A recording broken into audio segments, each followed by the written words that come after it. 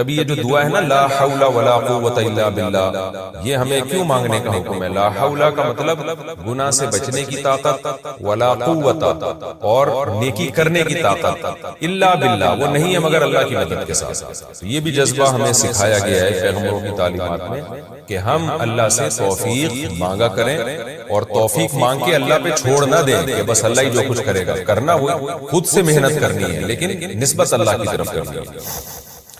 اور ایک اہم بات یہ پتہ چلتی ہے کہ یوسف علیہ السلام پر کتنا دباؤ تھا، کتنا دباؤ، کہ زنا نہ کرنے کی صورت میں بدنامی کا خطرہ، جیل جانے کا خطرہ، اس زمانے کے جیل بڑے خطرناک تھے، اور کرنے کی صورت میں خواہش بھی پوری ہوگی، اور جو ایک انسان کی نیچر ہے، جو مرد کی ایک نیچر ہے، اور عزت بھی ملے گی، یعنی زنا کی زنا کرانے والی تمام محرکات موجود تھے اور زنا سے روکنے والے ایک محرک بھی موجود نہیں تھا۔ اتنی سختی کے باوجود بھی یوسف علیہ السلام کیا کہہ رہے ہیں؟ اللہ مجھے جیل زیادہ محبوب ہے اس گناہ سے جس کی طرف یہ عورتیں مجھے دعوت دے رہی ہیں۔ تو اس سے ہم جیسے لوگوں کو عبرت حاصل کرنی چاہیے کہ آج بات بات پہ بد نظری اور گناہ کو ہم اپنے لیے کتنے آرام سے حلال سمجھ لیتے ہیں، اور اپنے آپ کو کیا کہتے ہیں؟ مجبور ہیں۔ کتنے لوگ سودی بینکوں میں مینیجر بنے ہوئے ہیں، لاکھوں روپے ان کی تنخواہیں ہیں، ان سے جب کہا جاتا ہے کہ یہ حرام ہے تو کیا کہتے ہیں؟ بھئی یہ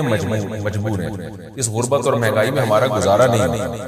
کتنے لوگ ہیں جو بد نظری کرتے ہیں، ان کو جب سمجھایا جائے کہ یہ حرام ہے، اللہ نے نظر جھکانے کا حکم دیا، وہ کہتے ہیں یار ہم مجبور ہیں، ہم سے برداشت ہی نہیں ہوتا۔ تو ہر گناہ کو ہم نے حلال کر لیا ہے اپنے لیے، چھوٹی چھوٹی مجبوریاں پیش کر کے۔ مکس گیدرنگ ہے، ناچ گانا ہے شادی میں، جب منع کیا جاتا ہے بھائی شادی میں مت جاؤ، یہ ناجائز ہے، لوگ کیا کہتے ہیں یار ہم مجبور ہیں، رشتہ دار ہم سے ناراض ہو جائیں گے، مسائل کھڑے ہو جائیں گے ہمارے لیے۔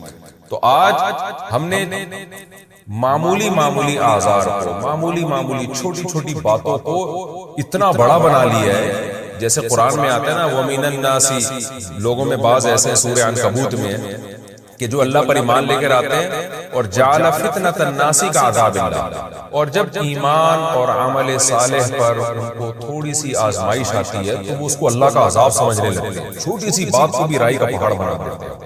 تو اس لیے ہمیں یوسف علیہ السلام کے اس واقعے سے سبق حاصل کرنا چاہیے کہ یہ ہمارے اعذار عند اللہ مقبول نہیں۔ یوسف علیہ السلام سے زیادہ کوئی اس وقت معذور نہیں تھا کہ جب عزت جانے کا بھی خطرہ اور جیل جانے کا خطرہ اور ذہنی دباؤ اتنا اور بھرپور جوانی ہے، اور پیغمبروں میں جو اللہ نے قوت رکھی ہوتی ہے وہ والی قوت ہے، تمام باتوں کے بارے میں اس کے سب کے باوجود وہ کہتے ہیں اللہ مجھے جیل زیادہ محبوب ہے۔ یہی ہمارا بھی جذبہ ہونا چاہیے، اور جب ہمارا گناہ سے بچنے کا یہ والا جذبہ ہوگا تو پھر حدیث میں آتا ہے رسول اللہ صلی اللہ علیہ وسلم نے فرمایا ذاق طعم الایمان من رضی باللہ ربا وبالاسلام دینا وبمحمد صلی اللہ علیہ وسلم نبیا، وہ شخص ایمان کی مٹھاس چکھ لے گا جو اس پر راضی ہو گیا کہ میرا رب اللہ ہے، میرے پیغمبر محمد صلی اللہ علیہ وسلم ہے، اور میرا مذہب اسلام ہے، اس پہ ڈٹ جائے گا کہ اب میں جو اسلام کے حکام ہے اس سے آگے پیچھے نہیں ہوں۔ تو آپ نے فرمایا اس کو دنیا میں اسلام کی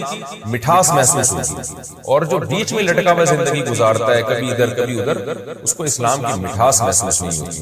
تو یوسف علیہ السلام کے اس گناہ سے بچنے کے اس جذبے میں ہمارے لیے بھی بہت زیادہ عبرت کا سامان ہے۔ ہمارے لیے جو آزار ہم جن عذروں کی، لڑکیاں شرعی پردہ نہیں کرتی کہ والدین ناراض ہو جائیں گے اور سسرال ناراض ہو جائے گا یا شادی میں مشکلات کھڑی ہو جائے گی، تو یہ کوئی عذر نہیں۔ اللہ کا حکم سب سے پہلے جیسے کہ یوسف علیہ السلام نے اس پر عمل کیا۔ چوتھی بات ہمیں یہ پتہ چلتی ہے کہ یوسف علیہ السلام گناہ سے بچنے کے لیے اپنی ذات پر اعتماد نہیں کر رہے، محض گناہ سے بچنے کی کوشش تو اتنی ہے کہ جیسے دروازوں کی طرف بھاگنا شروع کر دیا، اور یہاں بھی جب دباؤ ڈالا جا رہا ہے بچ رہے ہیں، لیکن دعائیں اللہ سے مانگ رہے ہیں، توفیق اللہ سے مانگ رہے ہیں تاکہ دل میں کبر پیدا نہ ہو۔ اور کیا کہہ رہے ہیں کہ اے اللہ جیل مجھے زیادہ محبوب ہے اس گناہ سے جس کی طرف مجھے دعوت دے رہی ہیں، وَإِلَّا تَصْرِفْ عَنِّي كَيْدَهُنَّ، اگر تو ان کی تدبیر کو مجھ سے دور نہیں کر دے گا تو میں ان کی طرف مائل ہو جاؤں گا۔ تو یوسف علیہ السلام اپنے بارے میں گویا عاجزی کا اظہار کر رہے ہیں کہ گویا میرے لیے مجھ میں تو گناہ سے بچنے کی طاقت نہیں ہے، حالانکہ پوری کوشش کر رہے ہیں بچنے کی، لیکن اعتراف کیا کر رہے ہیں؟ مجھ میں طاقت نہیں ہے، اللہ تو مجھے توفیق دے گا تو میں بچ سکتا ہوں ورنہ میں نہیں بچ سکتا۔ آج کیا ہو رہا ہے؟ آج نہ تو اللہ اللہ سے دعا مانگتے ہیں اور اپنے بارے میں یہ فرض کر کے بیٹھے ہوئے ہیں کہ میں تو بہت پاورفل ہوں، اور پھر گناہ سے بچنے کے اسباب بھی اختیار نہیں کر رہے ہوتے۔ یہ شریعت کا مزاج ہے کہ آپ گناہ سے بچنے کے لیے اپنی پوری طاقت استعمال کر لیں، اور جو فرائض واجبات ہیں اس کو پورا کرنے کے لیے پورے کانفیڈنس کے ساتھ پوری طاقت استعمال کریں، تمام اسباب اختیار کریں، لیکن نظر آپ اللہ پہ رکھیں، اللہ میرے بس میں جو تھا میں نے کیا، لیکن اگر تیری توفیق شامل حال نہیں ہوگی تو میں تو نالائق ہوں، میں تو کمزور ہوں۔ تبھی یہ جو دعا ہے نا لا حول ولا قوت الا باللہ، یہ ہمیں کیوں مانگنے کا حکم ہے؟ لا حول کا مطلب گناہ سے بچنے کی طاقت، ولا قوت اور نیکی کرنے کی طاقت، الا باللہ وہ نہیں ہے مگر اللہ کی مدد کے ساتھ۔ تو یہ بھی جذبہ ہمیں سکھایا گیا ہے پیغمبروں کی تعلیمات میں کہ ہم اللہ سے توفیق مانگا کریں، اور توفیق مانگ کے اللہ پہ چھوڑ نہ دیں کہ بس اللہ ہی جو کچھ کرے گا، کرنا وہ خود سے محنت کرنی ہے لیکن نسبت اللہ کی طرف کرنی ہے۔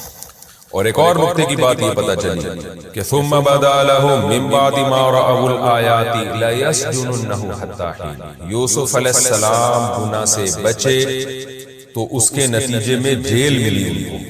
بعض دفعہ دنیا میں ایسا ہی ہوتا ہے کہ آپ شریعت پر عمل کرنا شروع کرتے ہو تو بجائے کامیابیوں کے ناکامیاں آنا شروع ہو جاتی ہیں۔ ایسے موقع پہ لوگوں کی چیخیں نکلتی ہیں کہ لو بھائی ہم تو اسلام پر آئے تھے، دین پر آئے تھے، بجائے اس کے کہ پریشانیاں ختم ہوتی، پریشانیاں تو اور بڑھنا شروع ہو گئی۔ تو ایسے موقع پہ ہمیں یہ سوچنا چاہیے کہ بھائی یہ پریشانی ایسے ہے جیسے یوسف کو جیل ملی۔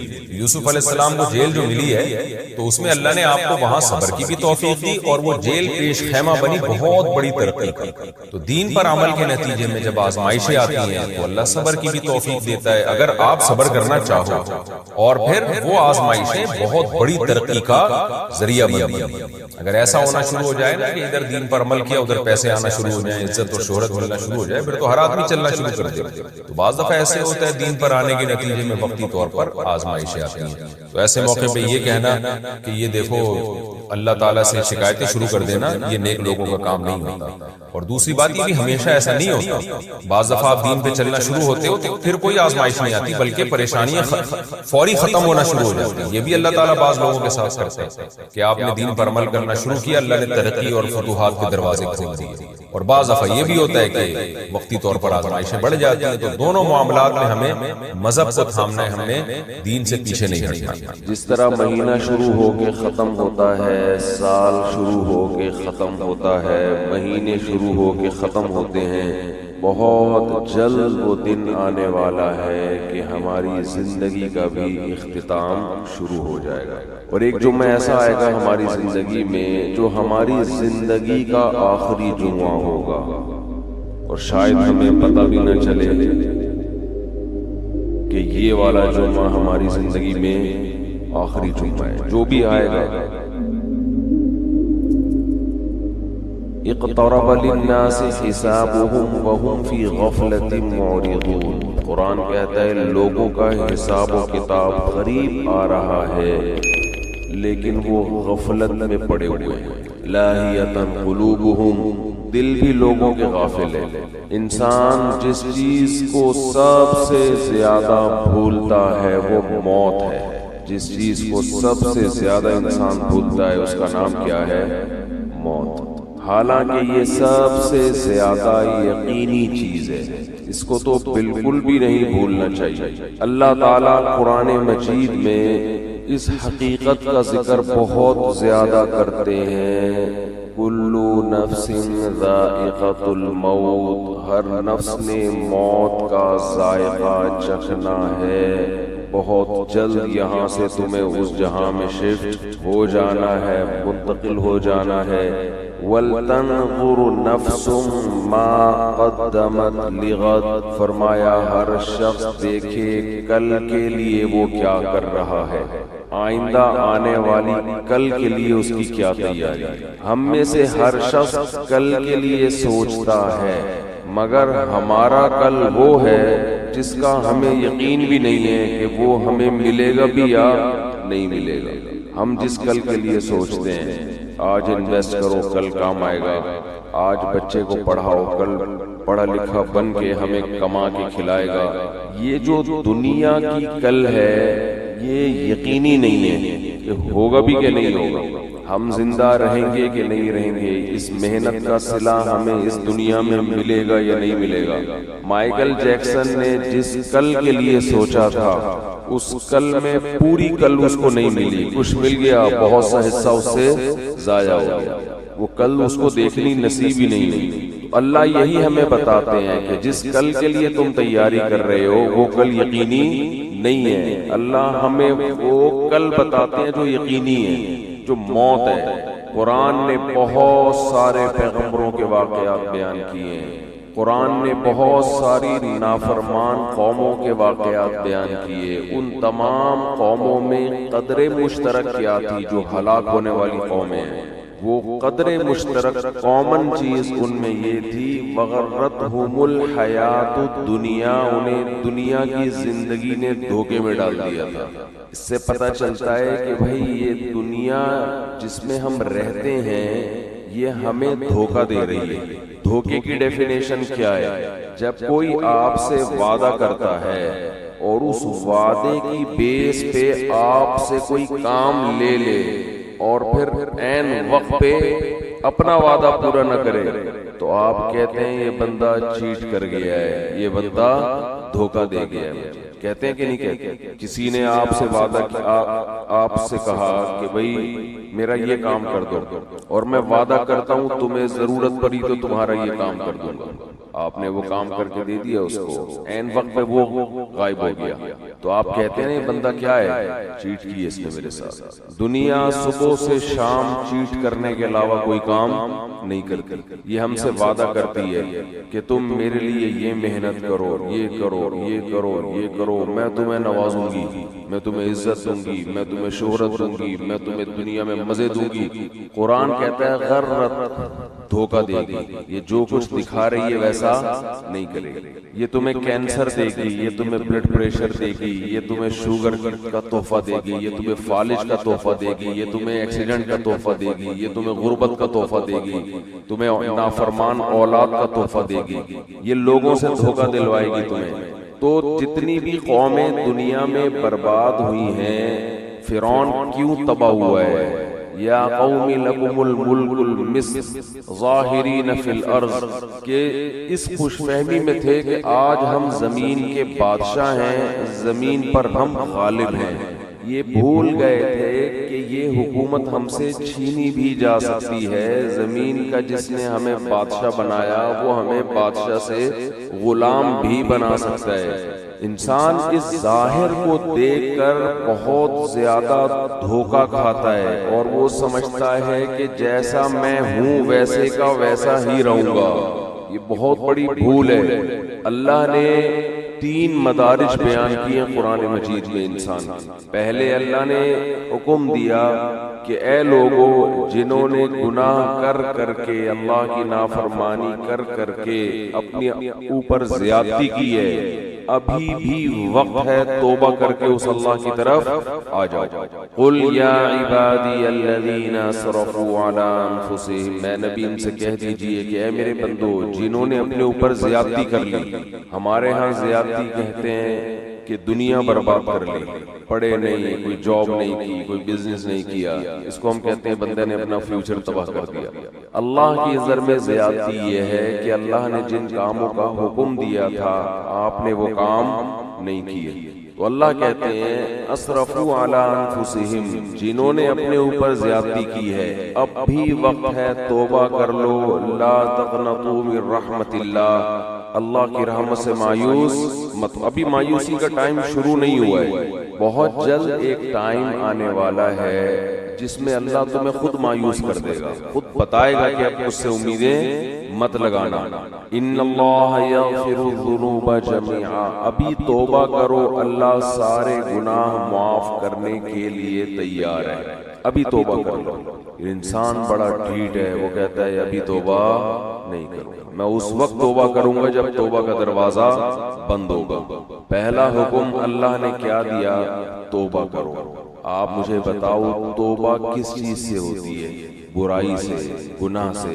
اللہ ہم سے زیادہ عبادت نہیں مانگتے، اللہ ہم سے گناہوں سے توبہ مانگتے ہیں۔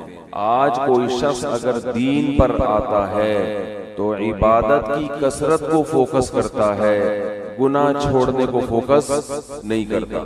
اللہ نے پچھلی قوموں میں جتنی قوموں کو ہلاک کیا، تباہ کیا، کوئی ایک قوم بھی ایسی نہیں ہے جس کو اشراق کی نماز چھوڑنے پر عذاب دیا ہو، کوئی ایک قوم بھی ایسی نہیں ہے جس کو تہجد چھوڑنے پر عذاب دیا ہو، کوئی ایک قوم بھی ایسی نہیں ہے جس کو صبح و شام کی تسبیحات چھوڑنے پر عذاب دیا ہو۔ قرآن کہتا ہے فَكُلًّا أَخَذْنَا بِذَنبِهِ، جتنی قوموں کو تباہ کیا ان کے گناہ کی وجہ سے کیا ہے، نافرمانی کی وجہ سے کیا ہے۔ اور وہ نافرمانی کیا تھی؟ تمام قوموں میں ایک ہی چیز تھی کہ انہوں نے پیغمبر کے جو سفیر، اللہ کے جو سفیر تھے، اللہ کا جو پیغام لے کے دنیا میں آئے تھے، ان کی باتوں کو ویلیو نہیں دی، ان کی باتوں کو اہمیت نہیں دی۔ یاد رکھو اللہ کی نظر میں سب سے زیادہ ویلیو اس چیز کی ہے کہ محمد صلی اللہ علیہ وسلم کیا آرڈر دے کے گئے ہیں، کیونکہ یہ آپ کا آرڈر نہیں ہے، یہ کس کا آرڈر ہے؟ اللہ کا آرڈر ہے۔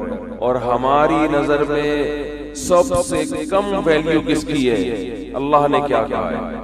اللہ صرف یہ دیکھتا ہے اپنے بندوں میں کہ یہ مجھے کتنا فالو کر رہے ہیں، اس کے علاوہ اللہ کو ہم سے کوئی غرض نہیں ہے۔ یہ دماغ میں اچھی طرح یہ بات بٹھا لینی چاہیے۔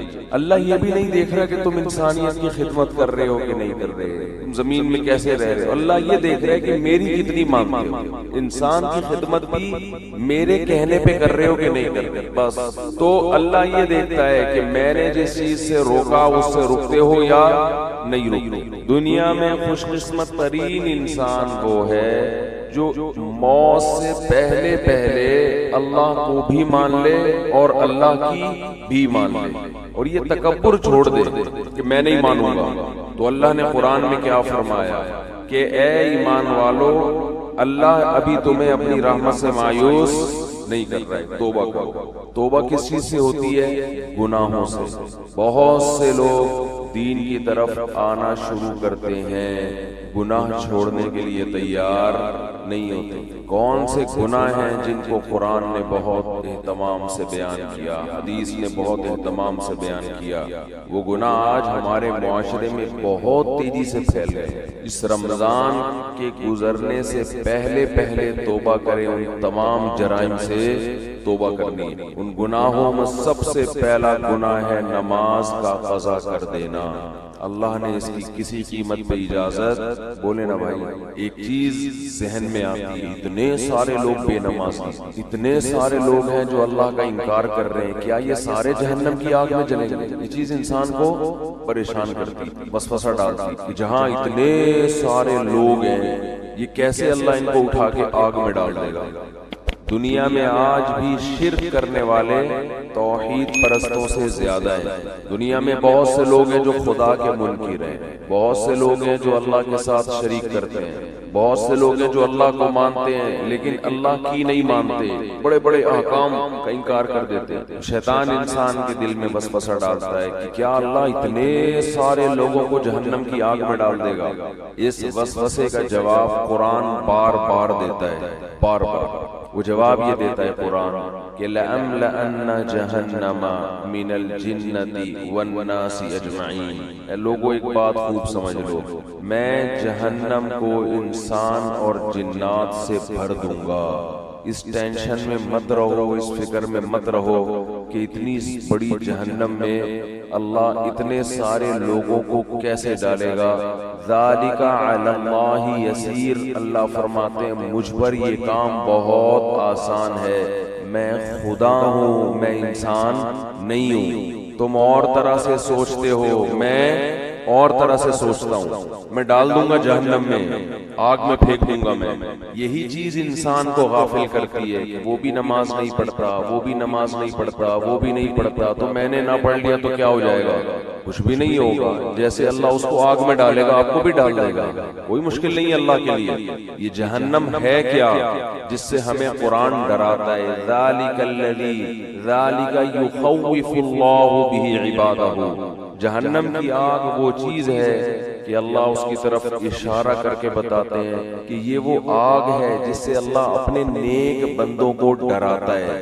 ان بندوں کو جو اللہ کی آیات پر ایمان رکھتے ہیں، ان کو ڈراتا ہے اللہ۔ عقل مند لوگ اس آگ سے ڈر جاتے ہیں، اور احمق اور بیوقوف باتیں بناتے ہیں کہ یہ کیسے ہو سکتا ہے۔ علماء کہتے ہیں کہ جہنم کی آگ اصل میں اللہ کے غضب کا اظہار ہے، اللہ کے غضب کا اظہار ہے۔ اور یہ جو اللہ نے کافر کے لیے ہمیشہ کی جہنم رکھی، اس کی وجہ بھی یہ ہے کہ اللہ کا غضب اس پہ ہمیشہ رہے گا، وہ غضب ٹھنڈا نہیں ہوگا، اس کے ٹھنڈا ہونے کی کوئی وجہ نہیں ہے۔ اللہ انسان کو مہلت دیتا ہے، مہلت دیتا ہے، سدھر جا سدھر جا سدھر جا، وہ نہیں سدھرتا، تو پھر اللہ کا غضب کی لامتناہی شروع ہوتا ہے۔ اولم نعمرکم ما یتذکر فیہ من تذکر، قرآن کہتا ہے ہم قیامت کے دن ان سے کہیں گے کیا ہم نے تمہیں اتنی عمر نہیں دی تھی کہ جس میں نصیحت حاصل کرنے والا نصیحت چاہتا تو نصیحت حاصل کر لیتا، اتنا ٹائم تمہیں سوچنے کے لیے نہیں ملا تھا کیا؟ بالغ ہوتا ہے انسان، اس کے بعد کی سوچنے کا ٹائم ملتا ہے، بہت ساری چیزوں کے لیے سوچنے کا ٹائم ملا آپ کو، بہت ساری چیزوں کے لیے، بزنس کیسے کرنا ہے، کاروبار کیسے کرنا ہے، علاج کہاں سے کرانا ہے، باپ کے ساتھ کیسے چلنا ہے، ماں کے ساتھ کیسے چلنا ہے، بیوی کے ساتھ کیسے چلنا ہے، محلے والوں کے ساتھ کیسے چلنا ہے، پولیس والا جب آئے تو اس سے کیسے بات کرنی ہے، یہ چیزیں سیکھتا ہے نا انسان۔ بہت سی چیزوں کے لیے آپ کو اللہ نے ٹائم دیا سوچنے کے لیے، سوچو بیٹھ کے۔ اللہ کہتے ہیں میں نے اتنی عمر دی تھی کہ تم میری آیتوں میں غور کرنا چاہتے، اسلام کے بارے میں غور کرنا چاہتے، اتنا ٹائم میں نے تمہیں دیا تھا کہ تم سوچ کے درست نتیجے تک پہنچ جاؤ، اتنا ٹائم دیا تھا میں نے تمہیں، تو سوچتا ہی نہیں، جو جس ڈگر پہ چل رہا ہے وہ چلتا، جو گانے سن رہا ہے وہ سنتا رہے گا، جو نماز چھوڑ رہا ہے وہ چھوڑتا رہے گا، جو داڑھی کاٹ رہا ہے وہ کاٹتا رہے گا، جو باپ کو ستا رہا ہے وہ ستاتا رہے گا، جو ماں کو ستا رہا ہے وہ جس چیز کی لت پڑ گئی اس سے پیچھے ہٹنے کے لیے تیار نہیں ہے، پیچھے نہیں ہٹنے کے لیے۔ عبادتیں بھی وہ ہو رہی ہیں جو ہمارے کلچر کا حصہ ہیں، جتنا کلچر اجازت دے رہا ہے، جتنا خاندان معاشرہ پروموٹ کر رہا ہے، اس سے زیادہ جو نہیں ہے معاشرے میں وہ چیز ہی نہیں، وہ عبادت ہے ہی نہیں۔ تو اللہ اپنے عذاب سے اپنے بندوں کو ڈراتا ہے، یخوف بہ عبادہ۔ قرآن میں اللہ نے جہنم کی آگ کا بہت زیادہ تذکرہ کیا ہے۔ دیکھو اللہ غفور بھی ہے، رحیم بھی ہے، لیکن ان لوگوں کے لیے جو گناہوں سے توبہ کرتے ہیں، جو توبہ نہیں کرتے، اللہ کا ان کے لیے نہ غفور ہونے کا وعدہ نہ رحیم ہونے کا وعدہ۔ ان کے لیے تو اللہ اعلان کرتا ہے عزیز ذو انتقام، وہ زبردست غالب اور انتقام لینے والا ہے۔ اللہ اگر ایسا غفور رحیم ہوتا جیسا ہم نے سمجھا ہوا ہے تو قوم لوط کو الٹا دے کے پٹخ کے ہلاک تھوڑی کرتا ہوا۔ کیسے تباہ کی اللہ نے قوم لوط؟ اور جب اللہ کسی قوم کے ہلاک کرنے کا ارادہ کرتے ہیں، کسی فرد کے ہلاک کرنے کا ارادہ کرتے ہیں، تو اللہ کہتے ہیں پہلے میں اس کو ڈھیل دیتا ہوں، خوب نعمتیں دیتا ہوں، اور وہ اس خوش فہمی میں مبتلا ہو جاتا ہے کہ میرا خدا مجھ سے راضی ہے، وہ مجھے نہیں پکڑے گا۔ حضرت لوط علیہ السلام کی قوم کو جب تباہ کیا گیا ہے، اس کا انداز دیکھیں۔ قرآن کہہ رہے ہم نے خوبصورت نوجوانوں کو لوط علیہ السلام کے پاس بھیجا، فرشتوں کو انسانی شکل میں۔ قوم میں لڑکوں سے بدفعلی کی عادت تھی۔ وجاء اہل المدینہ یستبشرون، سارے شہر والے خوشی میں دوڑتے ہوئے آئے۔ گناہ ان کے لیے آسان کر دیا گیا، ایسا لگا کہ ان کو کہ ہمارے لیے گناہ کرنا آسان ہے۔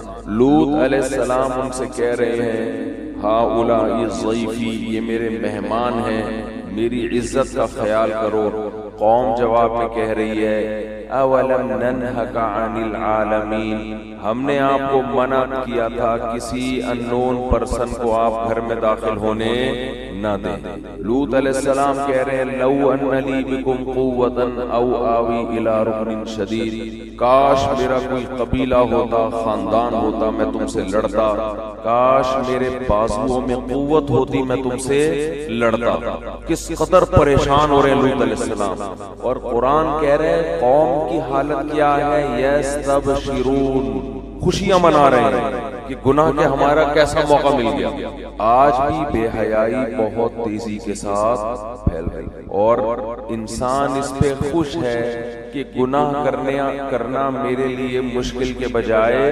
آسان ہو رہا ہے. غریب آدمی کی بھی دسترس میں گناہ کرنا یہ خوش قسمتی کی بات نہیں ہے میرے بھائی, یہ بہت بڑے اللہ کے عذاب کی بات ہے کہ اللہ گناہ کو ہمارے لیے آسان کر رہا ہے. تو قرآن کہتا ہے کہ جب لوط علیہ السلام بہت زیادہ پریشان ہوئے تو ان فرشتوں نے لوط علیہ السلام سے کہا یا لوط انا رسول ربک, ہم انسان نہیں ہیں, ہم اللہ کی طرف سے بھیجے ہوئے فرشتے ہیں, لن یصلوا الیک, آپ کی طرف نہیں آئیں گے, آپ اپنی قوم کو لے کے راتوں رات نکل جائیں.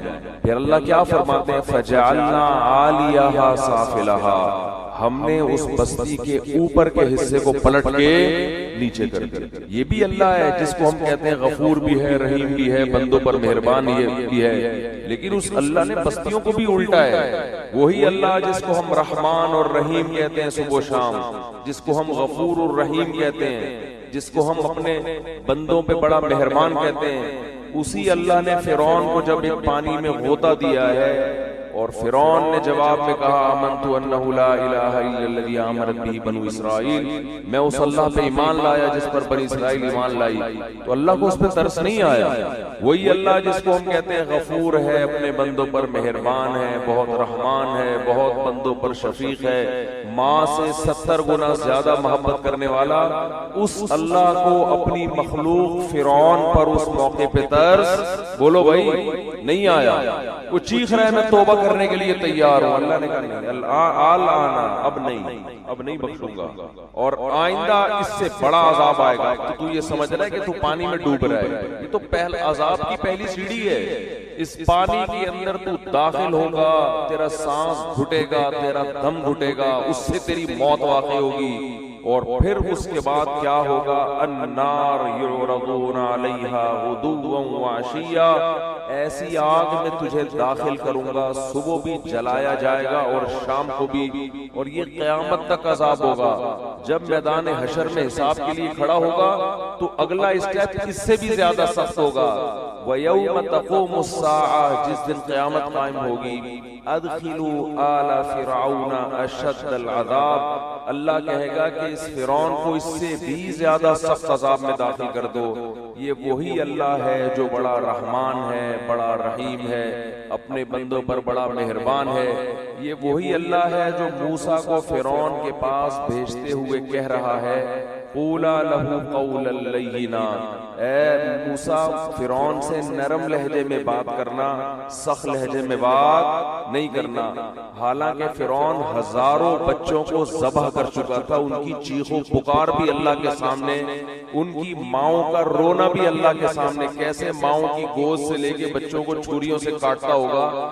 آپ تھوڑی دیر کے لیے اپنے بچوں کو سامنے رکھ کے تصور کر لیا کرو, کیا ماؤں کی بددعائیں اس فرعون پہ لگتی ہوں گی. مگر ایک طرف اللہ ایسا رحمان ہے کہ موسیٰ سے کہہ رہا ہے اتنے ظالم کے ساتھ بھی جب آپ نے دعوت دینی ہے سخت لہجے میں بات نہیں کرنا, ایسا نہ ہو وہ بدک جائے آپ کی دعوت سن کے. نرم لہجے میں بات کرنا, لعلہ یتذکر, شاید توبہ کی توفیق مل جائے, شاید کوئی سیدھے راستے پہ آ جائے. یہ اللہ کی رحمت کا پہلو ہے کہ اس سے زیادہ رحمت کسی کی ہو نہیں سکتی. اتنے بڑے ظالم, اور مشرک نہیں تھا, مشرک تو دوسروں کو خدا کے ساتھ شریک کرتا ہے. فرعون کا جرم اتنا بڑا کہ وہ کہتا تھا انا ربکم الاعلی, میں ہوں سب سے بڑا رب, اس کائنات کا خدا میں ہوں, اور میں سب سے بڑا رب ہوں, باقی سارے مجھ سے چھوٹے ہیں. لیکن اللہ کی رحمت کتنی بڑی رحمت کہ موسیٰ کلیم اللہ کو کہا جا رہا ہے کہ فرعون سے سخت لہجے میں بات. دوسری طرف وہ پہلو بھی ہے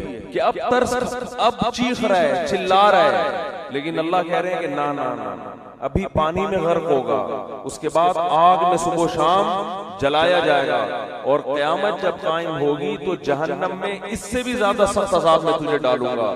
اور پھر قرآن کہہ رہے وَإِذْ يَتَحَاجُّونَ فِي النَّارِ, ہم تمہیں مستقبل کی بات بتاتے ہیں. ایک وقت ہوگا یہ فرعون اپنے لاہو لشکر کے ساتھ جہنم کی آگ میں یہ چیخ رہے ہوں گے اور کہہ رہے ہوں گے فَيَقُولُ الضُّعَفَاءُ لِلَّذِينَ اسْتَكْبَرُوا, ان کے جو کمزور لوگ تھے، جو اپنے حکمرانوں کی مان کے چلا کرتے تھے اللہ کی نافرمانی میں، وہ کہہ رہے ہوں گے انا کنا لکم تبعا، فرعون اور اس کے درباریوں سے کہیں گے دنیا میں ہم تمہیں فالو کیا کرتے تھے، ہم تمہاری اتباع کیا کرتے تھے، انا کنا لکم تبعا، ہمارا کوئی کام دنیا میں اٹکا کرتا تھا تو تمہارے پاس فائل جمع کرایا کرتے تھے کہ ہمارا یہ اٹکا ہوا کام کرا دو، تو کیا انتم مغنون عنا نصیبا من النار، ہم تم سے یہ نہیں کہہ رہے کہ اس جہنم کی آگ کو ہم سے ہٹوا دو، یہ تمہارے بس میں نہیں ہے، اس آگ کا کچھ حصہ ہم سے کم کروا دو، کچھ حصہ ہم سے کم کروا دو، اللہ کی پناہ مانگنی چاہیے اس آگ سے، کچھ حصہ اس آگ کا ہم پہ ٹھنڈا کروا دو۔ وہ جواب میں کہیں گے انا کل فیہا، ہم اگر اس آگ سے باہر ہوتے تو شاید تمہاری فریاد سن کے کم کرواتے، جس آگ میں تم جل رہے ہو ہم بھی اسی آگ میں تمہارے ساتھ جل رہے ہیں، تو ہم کیسے کم کروا سکتے ہیں؟ یہ بھی اللہ ہے جس کو ہم صبح و شام رحمان اور بولو بھائی رحیم۔ آج اللہ کا خوف ختم، ہر گناہ کیا جا رہا ہے اللہ غفور رحیم، گانے سنے جا رہے ہیں اللہ بخشنے والا ہے، زنا کیا جا رہا ہے اللہ بخشنے والا ہے، انٹرنیٹ پر فحش بیہودہ فلمیں صبح و شام دیکھی جا رہی ہے اللہ بڑا غفور رحیم ہے، وہ بخشنے پر آئے گا تو ایسے ہی بخش دے گا۔ اس نے کب کہا ہے کہ میں ایسے ہی بخش دوں گا؟ کون سی آیت میں لکھا ہوا ہے؟ کون سی حدیث میں؟ باپ کے ساتھ اونچی آواز سے بات ہوتی ہے اور اولاد اس خوش فہمی میں ہوتی ہے کہ اللہ بولو بخش دے۔ جس باپ اور ماں کا یہ احترام بتایا گیا کہ اگر نماز پڑھ رہے ہو تو ان کی پکار پہ نماز توڑ کے جواب دو، اس باپ اور ماں کو گھر میں ستایا جاتا ہے۔ باپ جب تک جوان ہو تو اس کو اولاد نچوڑتی ہے، جب بوڑھا ہو گیا اب کسی کام کا نہیں ہے اس کو ستاتے ہیں بڑھاپے میں۔ بہت ہو رہا ہے گھروں کے اندر، شوہر جب تک کام کا ہو عورت اس کو نچوڑتی ہے، جب بڈھا ہو گیا تو بیٹوں کے ساتھ مل کے اس کو ستاتی ہے۔ بہت ہو رہا ہے گھروں میں، بہت دیکھا ہے ہم نے گھروں میں، جب تک جوان تھا کما رہا تھا ٹھیک ہے، اب چونکہ ریٹائر ہو گیا اب بیوی کے کسی کام کا نہیں ہے، تو نافرمان عورت کیا کرتی ہے؟ اپنے بیٹوں کے ساتھ مل کے اپنے شوہر کو بولتے کیوں نہیں بھائی ستاتا۔ ٹھیک ہے سب نہیں ہوتی لیکن ہوتی بھی۔ ایسی جگہ آپ کا نکاح ہو گیا کہ لڑکی کے پیچھے کوئی پوچھنے والا نہیں ہے، خوف نہیں ہے، تو ایسے لوگ ایسی کمزور عورت پہ ظلم کرنا شروع کر دیتے ہیں یہ سوچ کے کہ کوئی پوچھنے والا نہیں ہے۔ قرآن کے الفاظ دیکھو، وَإِذَا الْمَوْءُودَةُ سُئِلَتْ بِأَيِّ ذَنبٍ قُتِلَتْ، اللہ نے قیامت کی ہولناکیوں کا عجیب نقشہ کھینچا ہے۔ اِذَا الشَّمْسُ كُوِّرَتْ، انداز دیکھیں قرآن کا، بات کیا چل رہی ہے، قرآن ایک دم کیا ٹاپک لے آتا ہے۔ اِذَا الشَّمْسُ كُوِّرَتْ، ایک دن آئے گا یہ سورج بے نور ہو جائے گا۔ اِذَا الشَّمْسُ كُوِّرَتْ وَإِذَا النُّجُومُ انْكَدَرَتْ، ستارے بے نور ہو جائیں گے۔ وَإِذَا الْجِبَالُ سُيِّرَتْ، پہاڑ اپنی جگہ سے ہٹ جائیں گے۔ وَإِذَا الْجِبَالُ سُيِّرَتْ، اذا الشمس كورت واذا النجوم انكدرت واذا الجبال سيرت واذا العشار عطلت واذا الوحوش حشرت واذا البحار سجرت۔ قرآن بولنا کیا بیان کر رہا ہے، سمندروں میں آگ لگ جائے گی، پہاڑوں کو اپنی جگہ سے ہٹا، جو کچھ تمہیں نظر آ رہی ہے سارا الٹا ہو جائے گا، سارا نظام۔ آگے قرآن کیا کہتا ہے، واذا الموءودة سئلت بأي ذنب قتلت، جس دن زندہ دفن کی ہوئی بچی سے پوچھا جائے گا بتا تجھے کس جرم میں قتل کیا گیا تھا۔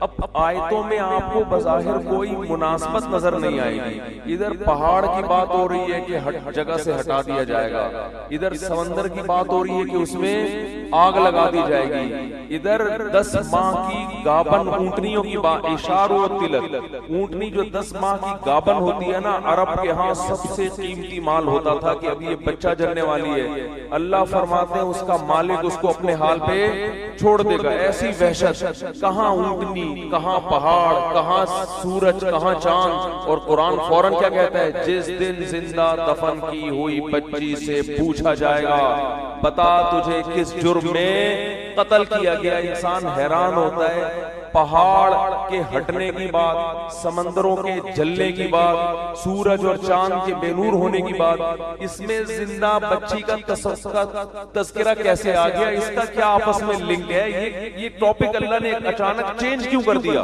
یہ کیسا عجیب ٹاپک ہے. اللہ کہہ رہے ہیں سورج چاند ختم, سمندروں میں آگ لگ جائے گی, قیمتی مال لوگ بھول جائیں گے, اور زندہ دفن کی ہوئی بچی سے پوچھا جائے گا بتا تجھے کس جرم میں قتل کیا گیا. کوئی ٹاپک میں مناسبت ہے؟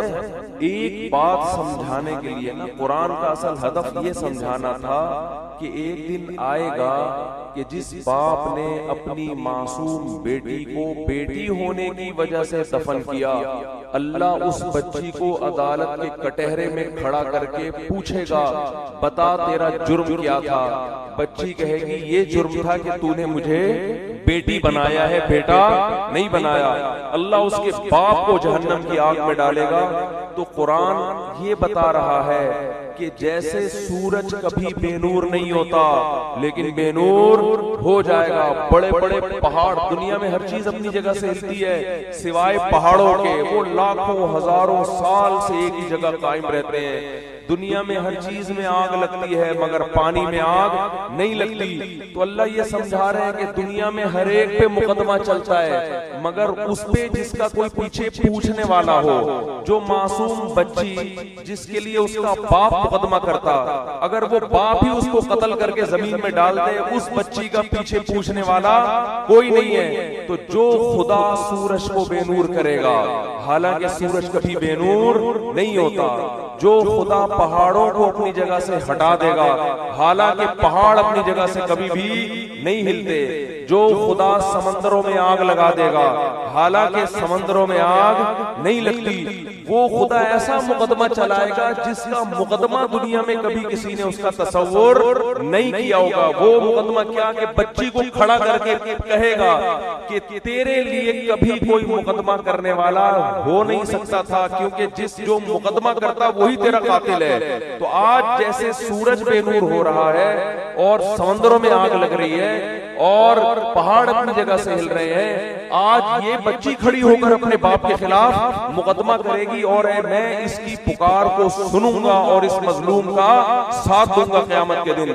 تو اللہ ان آیتوں میں بتا رہا ہے کہ اللہ کا حساب و کتاب کا نظام کمزور نہیں ہے. دنیا کی عدالت سے, دنیا کے مقدموں سے بچ سکتے ہو. ما لهذا الكتاب لا يغادر صغيرة ولا كبيرة الا احصاها. قرآن کہتا ہے اپنا نامہ اعمال دیکھ کے کہو گے یہ کیسی رپورٹ کارڈ ہے. بولو, داڑھی کٹانا چھوڑ دے, نماز قضا کرنا چھوڑ دے, ماں باپ کے ساتھ بدتمیزی چھوڑ دے, رشتہ داری توڑنا, جتنے بھی گناہ ہیں, یہ میں اپنی طرف سے نہیں کہہ رہا, قرآن کہہ رہا ہے ان تجتنبوا کبائر ما تنہون عنہ, جن گناہوں سے تمہیں روکا جا رہا ہے ان میں بڑے بڑے گناہوں سے اگر تم بچ گئے, نکفر عنکم سیئاتکم, چھوٹے چھوٹے کیا کر دوں گا معاف. واہ بھائی واہ, سمجھ میں آ رہی ہے بات؟ یعنی اللہ خود اس کو برائی بھی کہہ رہا ہے لیکن کہہ رہا ہے اگر چھوٹی ہے تو کوئی بات نہیں. یہی بات بھائی, گورنمنٹ جب قانون بناتی ہے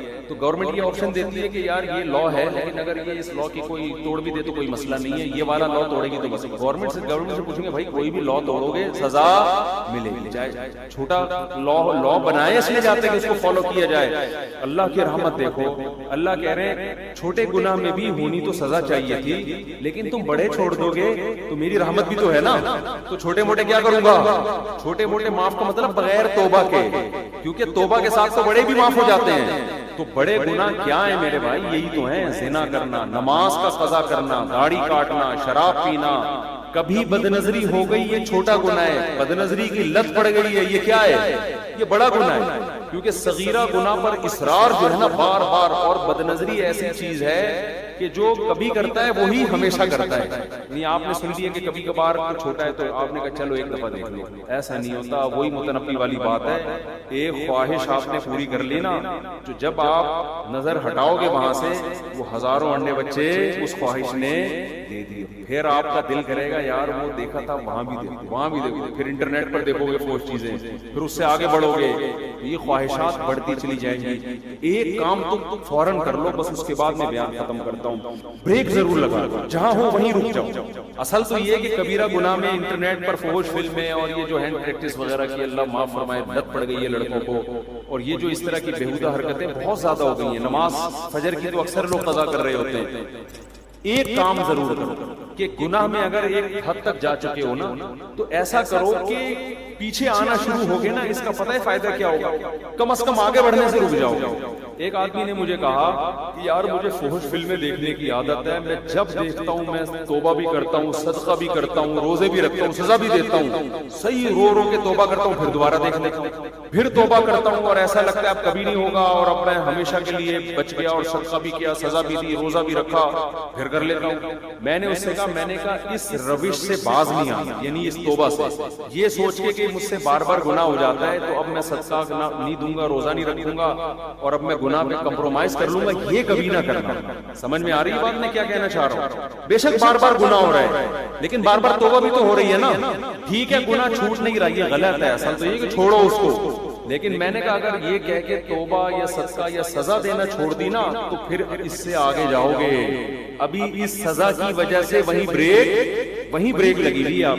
شیطان پتہ ہے کیا کہتا ہے؟ شیطان کہتا ہے تو نے 20 دفعہ توبہ کی ہے، 20 دفعہ اپنے آپ کو سزا بھی دے چکا ہے، روزہ رکھ کے یا صدقہ کر کے، جو بھی سزا انسان اپنے لیے متعین کرے، اور پھر بھی ہو رہا ہے تو چھوڑ یار، کرتا رہے۔ یہ شیطان کا بڑا حربہ ہوتا ہے، کیونکہ یاد رکھو آپ نے خواہش پوری کر لی، یہ خواہش یہاں رکے گی نہیں، نا نا نا، یہ آپ کو آگے بڑھائے گی، زنا کی طرف لے کے جائے گی۔ یہ دماغ سے نکال دو کہ یہی بریکیں لگیں گی۔ یہ جتنے بڑے بڑے دنیا میں عیاش اور کبیرہ گناہوں کے مرتکب ہیں، یہ پہلے چھوٹے گناہ کرتے ہیں پھر یہاں تک پہنچتے ہیں اچانک۔ بڑے ڈاکو جو ہوتا ہے نا، جو بینکوں کو لوٹ رہا ہے اور ہزار ہزار گز کے بنگلوں میں ڈاکو بنا ہوا ہے، یہ پہلے مسجدوں سے چپل چراتے ہیں، یہاں سے شروع کرتے ہیں، انڈیکیٹر لے کے نکل لیے کسی بائک کا، کسی کی جیب سے 50 روپے نکال لیے، اماں کے پرس سے 50 روپے نکال دیے، ابا کی پینٹ سے 20 روپے نکال لیے، یہاں سے ہوتے ہوتے آہستہ آہستہ کانفیڈنس پیدا ہوتے ہوتے پھر بڑے بڑے بنگلوں کو لوٹتے ہیں۔ یہ کوئی ایسا نہیں ہوتا بالغ ہوتے ہی ایک دم کسی بلڈنگ میں ڈاکہ مارے، ایسا نہیں ہوتا۔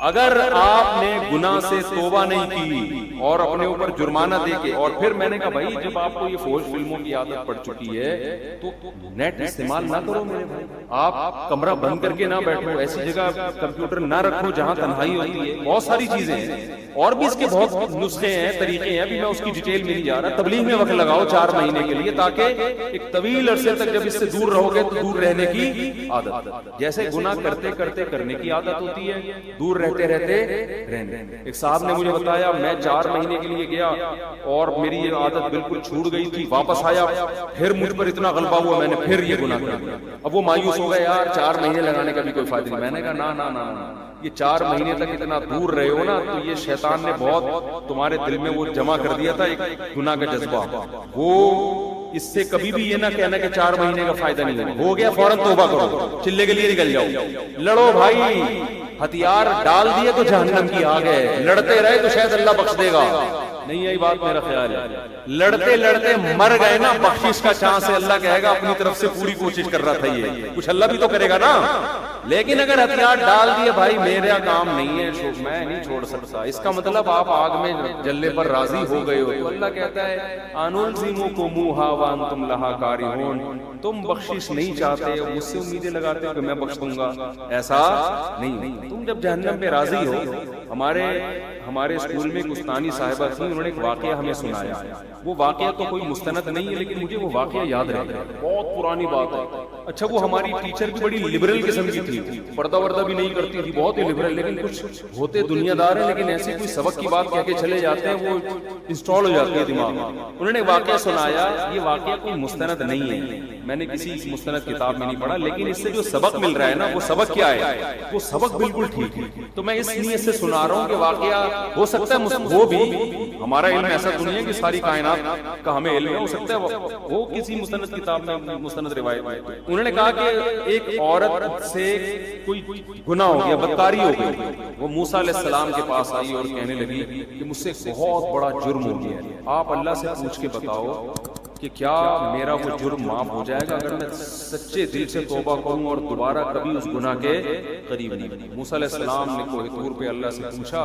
تو اللہ نے کہا کہ ہاں اس عورت کو بول دو کہ اگر سچی توبہ کر لی اور دوبارہ کبھی کرنے کا ارادہ نہیں ہے تو معاف. اچھا اس عورت نے گناہ نہیں بتایا کہ کیا ہوا. اس عورت نے کہا موسیٰ علیہ السلام سے کہ چھوٹا گناہ نہیں بہت بڑا گناہ ہے, دیکھ لو اللہ سے دوبارہ پوچھو, شاید آپ کو اس بات سمجھ میں آئی نہیں, چھوٹا موٹا نہیں ہے. یعنی وہ عورت بھی حیرت ہے اتنا بڑا گناہ کیسے معاف ہو جائے گا بھائی, اللہ سے دوبارہ پوچھو.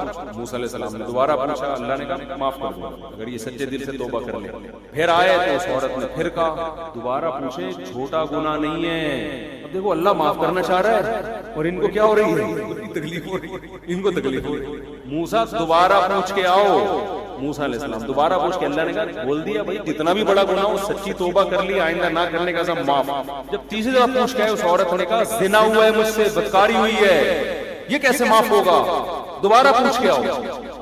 یعنی اس عورت نے کہا پورا میں گناہ کا بتا کے بتاؤں نا, ایسی شاید ان کی سمجھ میں نہیں آ رہا ہے. موسیٰ علیہ السلام اللہ کے پاس گئے, وہ کہہ رہی بدکاری ہوئی, اللہ نے کہا اب نہیں معاف کروں گا, اب میں اس کو معاف نہیں. تو پتہ نہیں مستند ہے نہیں ہے, لیکن اس سے جو میسج مل رہا ہے وہ کیا مل رہا ہے کہ جب آپ خود اس پہ راضی ہو گئے کہ یار یہ میری سمجھ میں نہیں آ رہا کیسے معاف ہوگا, اور پتہ نہیں اللہ, یعنی آپ اپنے گناہ کو اللہ کی رحمت سے کیا سمجھ رہے ہو, بڑا سمجھ رہے ہو, تو اللہ کہہ رہا ہے جب تجھے یہ اعتراض ہو رہا ہے کہ میں معاف نہیں کر سکتا تو پھر جاؤ جہنم میں جلنے کا شوق ہے تو جاؤ نا بھائی. جس کو جہنم کا خوف ہے اس کو تو تھوڑی سی امید بھی کافی ہے یا نہیں ہے, تھوڑی سی امید بھی کافی ہے اس کے لیے.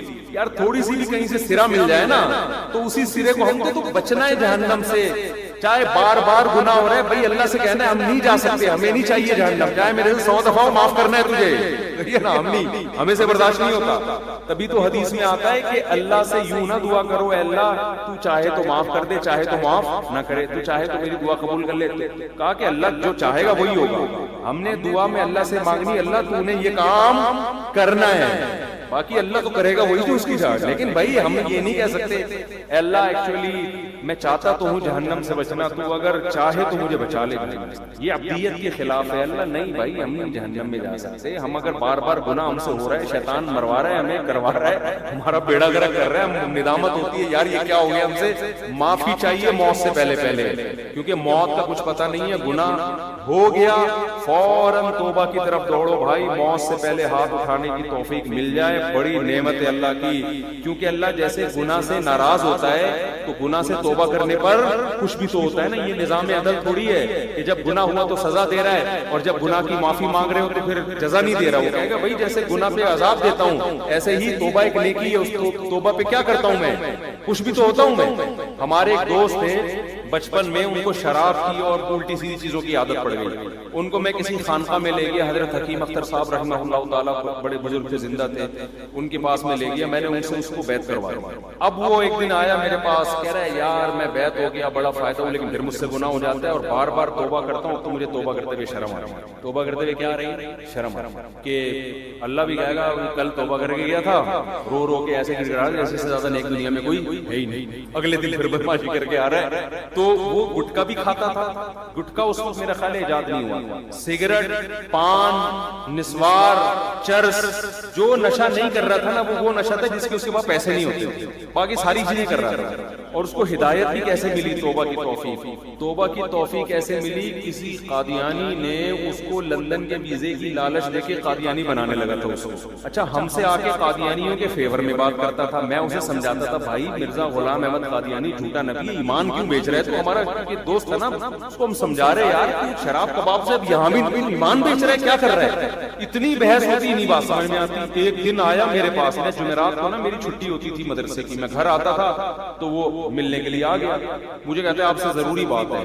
اندھیرے میں لے گیا, وہاں پیچھے کہیں جو ہے نا وہ نئی آبادی بن رہی تھی, وہاں نئی نئی سڑکیں بچھی تھی, آبادی وہاں اندھیرے میں لے گیا. کہہ رہا بھائی میں توبہ کرتا ہوں قادیانیت سے, احمدیت سے, میری توبہ. میں نے کہا اللہ یہ کیسے ہدایتی بھی کیا ہوا. کہہ رہے یار جس قادیانی نے نازم آباد میں ایک بڑا سیٹ تھا مالدار, وہ مجھے اس نے لالچ دی بھی تھی کہ یو کے کا ویزا دلوا دوں گا, قادیانی ہو جاؤ, اور میں ویزے کے لالچ میں, اور مجھے کہتے ایک دن کیا ہوا, مجھے اپنے گھر میں لے کر گیا, اندر 50 سال اس کی عمر تھی. کہہ رہے اتنا خوبصورت ہینڈسم آدمی تھا وہ, اندر بیٹھا ہوا ہے, میں باہر ہوں, نکل ہی نہیں رہا. گھنٹہ ہو گیا, 2 گھنٹے ہو گئے, باہر ہی نہیں آیا. اس کے بیٹوں کو بلایا, دروازہ کھلا تو ہارٹ اٹیک ہوا ہوا ہے, اونگا پڑا اور منہ سے خون نکل رہا ہے. کہہ رہا ہے میں کانپنے لگا. میں نے کہا بھائی یہ دنیا کا انجام کیا ہے؟ یہ انجام ہے جس مال کے پیچھے میں بھاگ رہا ہوں. یعنی اس کے دل میں تو لالچ تھی نا کہ لندن کا ویزا ملے گا, یہ ہوگا وہ ہوگا. کہہ رہا میں نے کہا یار یہ دنیا ہے. 2 منٹ نہیں لگے اس آدمی کو جو مجھے جنت کے باغات دکھا رہا ہے دنیا میں, خود اس کا اپنا انجام کیا ہوگا. تو کسی کے ساتھ ہی موت ہو سکتی ہے نا. 50 سال کا ینگ آدمی, ایسے ہی موتیں ہوتی ہیں, آپ دیکھ لو, کھڑے کھڑے لوگ گر جاتے ہیں. کہہ رہے میں نے کہا یار میں اپنا ایمان بیچ رہا ہوں ان پیسوں کے پیچھے, کل میرا بھی یہی انجام ہو. اس کے الفاظ میں بتا رہا ہوں. قادیانی اعتراض کریں گے کہ یار یہ کیسی باتیں کر رہا ہے. میں اس کے الفاظ بتا رہا ہوں جو میں نے خود سنے ہیں. قادیانی اس کو مانے نہ مانے یہ ان کا مذہب ہے. وہ کہتا ہے میں جب دفنانے کے لیے, کیونکہ دوستی تھی نا, جب ان کو دفنانے کے لیے گیا ہوں, کہہ رہے مجھے قبرستان کے نیچے اللہ کی قسم ایسا لگ رہا تھا جیسے آگ جل رہی ہے. یہ سب آگ میں, اور اس کو آگ میں پھینک رہے ہیں یہ لوگ. مجھے ایسا محسوس ہو رہا تھا. تو یہ بتاتے ہوئے بھی بڑا جذباتی ہو رہا تھا. ہم نے کہا چلو آپ کو ہماری باتیں سمجھ میں نہیں آئی, لیکن اللہ نے آپ پر رحم کیا. اب اس کو توبہ طائب کا خیال پیدا ہوا نا, جب آدمی یو ٹرن لیتا ہے تو پھر پورا نیک بننے کی کوشش کر رہا ہے. یار میں شراب چھوڑنا چاہتا ہوں, یہ نسوار چھوڑ, حالانکہ نسوار تو حرام نہیں ہے, لیکن میں سب چیزیں چھوڑنا چاہتا ہوں. تو میں اس کو لے گیا حضرت حکیم اختر صاحب رحمہ اللہ تعالیٰ کے پاس, کیونکہ یہ شاعرانہ مزاج تھا اس کا. تو حضرت کی بھی شعر و شاعری بہت ہوتی تھی. اب جب اس نے ان کا بیان سنا ہے تو یہ پھوٹ بہت اثر ہو رہا تھا دل پہ نا.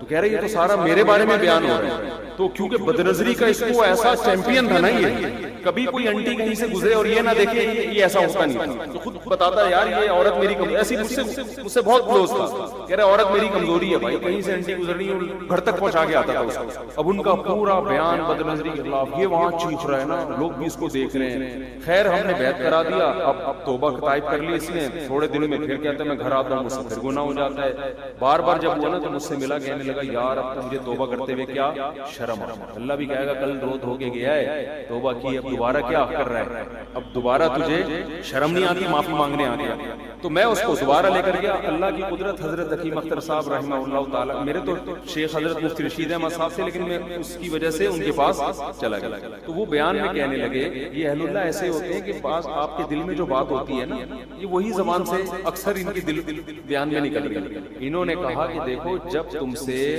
گناہ ہوتا ہے نا, توبہ ٹوٹتی ہے, اس وقت شرم آنی چاہیے. توبہ کرتے ہوئے شرم نہ کھاؤ, توبہ توڑتے ہوئے شرم آنی چاہیے. توڑتے ہوئے شرم آ نہیں رہی ہوتی اور دوبارہ توبہ کرتے ہوئے آ رہی ہے.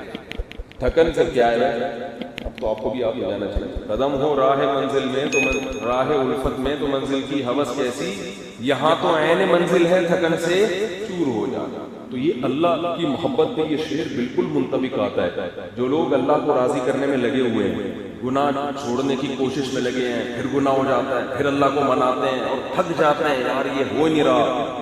ایک تھکنا وہ ہے کہ آپ مایوس ہو جائیں کہ ہم سے گناہ نہیں چھوٹ رہے, یہ تو خطرناک ہے. ایک تھکنا وہ ہے کہ آپ اپنے آپ کو توبہ میں تھکا رہے ہو اور آپ اللہ کا قرب حاصل کرنے کی کوشش میں لگے ہوئے ہو, لیکن آپ کا خیال ہے قرب حاصل ہو نہیں رہا, لیکن لگے اسی میں موت ہو گئی تو بس مقصد حاصل ہو گیا, اللہ شامل کر لے گا.